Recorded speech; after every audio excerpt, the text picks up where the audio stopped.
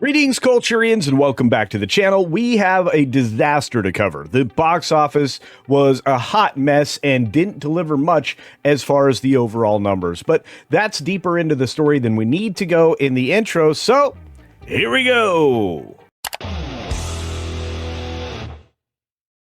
Now, before we get started, just a real quick reminder, I'm trying to get to 50K. I can do that with your help, and I just need you to double check you're still subscribed to the channel. It's absolutely free, and if you're part of the 40% that still are unsubscribed, just go down there, turn the little red button to gray, and make sure you don't miss anything by clicking on the notification bell and turning all notifications on. I provide information and entertainment, and I do that multiple times a week, and hey, you wouldn't want to miss any of that, including the live streams and special events that we host here on the channel. And with that, let's jump into this story, which I think is absolutely bonkers, and I think it tells a lot about what's going to happen in the near future. Let's get into it. So from our friends over at Variety, we've got Box Office Weapons returning as number one. That's right. Out of the 5 weeks it's been there, I believe it's 5 weeks, it's been number one 4 times. Good for it. But the problem is it's not making enough money to make enough of an impact to actually elevate the box office above 100 million. Again, a story we'll get to towards the end here, so don't go anywhere. You're going to want to know.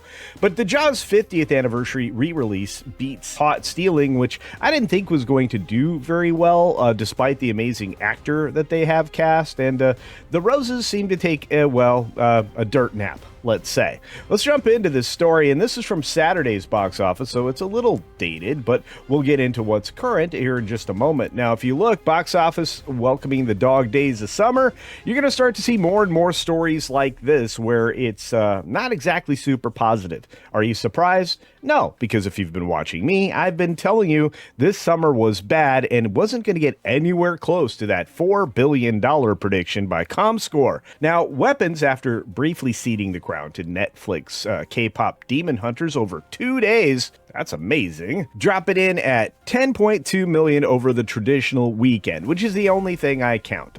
No, it's a holiday, and I know we talk about holiday weekends and 5-day weekends and oftentimes 6-day weekends if you count all those previews, and it's just another way to try to add to your tally. It's not accurate. Nobody's going to pay attention to it a year from now. They're just going to look at the weekend and go, oh, that was terrible.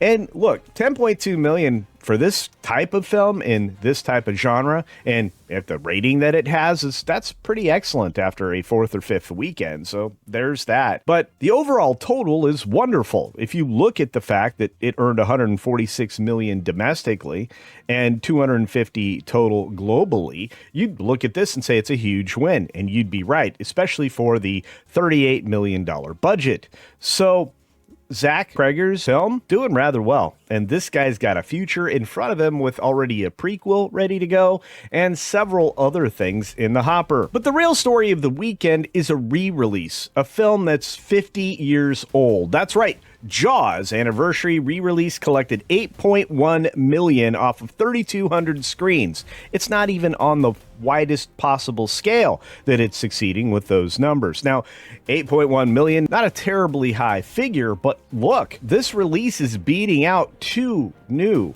major studio releases, and that's rather telling. When you take a look at Sony's third place, Caught Stealing, and Disney's The Roses, Jaws is widely credited with launching the summer blockbuster 50 years ago. And imagine, it's still opening in second place. What does that mean for new films? Well, pretty much, they suck. And you know what? The studios know it. In fact, Caught Stealing, which is Austin Butler and Zoe Kravitz, came in third at $7.8 million over the traditional weekend, which is, again, the only thing I'm going to count in this video. Now, it cost far too much with a $40 million budget, and covering a New York City bartender with not a lot of, well, what I say would be promotion, because I bet you didn't see anything about this, means that this thing was sent to die. And you know what? It did. And it may not get much farther next weekend. And I don't think that anybody's going to be looking for things at the theater anytime soon. Absent Tron and a few other releases towards the end of the year, you kind of have dead theaters, and that's really, really bad. Now, a film that seems to be sticking around for no reason other than there's nothing else to see is Freakier Friday. And the sequel is $6.5 million on this weekend. And if you look at the $80 million budget, and overall $130 million earnings, it might just eke out something close to break even or even a profit for Disney. And that would be what, the second or third film this year? I think second. Disney's not had a good year. And bringing up the rear, despite being a new release, is The Roses. It debuted in 5th place at $6.4 million, a loosely based adaptation of the novel The War of the Roses, which we've already had a film adaptation of. And let's be honest, none of these films are scoring, well, highly on the cinema score. This thing got a B+, and I think the previous film a B-. And that's not good. You need to be A or A+ or A- to even consider entertaining an audience. And if someone were to ask these people if they would recommend, I think you'd have less than 50%. And you know what? I'm not surprised. And once again, Variety is going to try to ride to the rescue of the cinema and say stupid things that aren't necessarily true, like Labor Day isn't known for packing in crowds at the movies, so it's no surprise that this weekend was among the softest of the year. Just how soft? Well, let me show you. Tuning into the numbers, you can see the places right now as we go into Monday. A $10 million weekend for Weapons on its 4th or 5th weekend. Theaters, pretty good. I think it's the 5th weekend, as I mentioned before. Jaws, 50 years old and still going strong with 8.1 in a limited number of theaters. In fact, 3,200. Now, mind you, if this had opened into a traditional 4,000 theaters plus for wide release, you would have definitely beat out Weapons. I wonder why that wasn't possible. Probably because of limited engagement. But then you have the failed Caught Stealing at $7.8 million, Freakier Friday at $6 million, and The Roses, as I mentioned before, also in the $6 million range. After that, it's the also ran fest, like Disney's Fantastic Four, which I promise you, boring. You've got The Bad Guys 2 behind that, which shows you just how popular Disney's film is at this point, and Superman, which kind of hangs in there at number 8 despite being available widely on digital. Nobody 2 is one of the most disappointing films of the summer, and yet The Naked Gun coming in 10th, which is the last place I even normally pay attention to. But because everybody's been making such a wild noise about a film that I didn't think was very good the first time around, certainly isn't good this time around, is The Toxic Avenger. This is an unrated film, which was uninteresting, apparently, to audiences at $1.7 million, and I think it's going to die there. Why? Well, reports widely now confirmed that this film is terrible.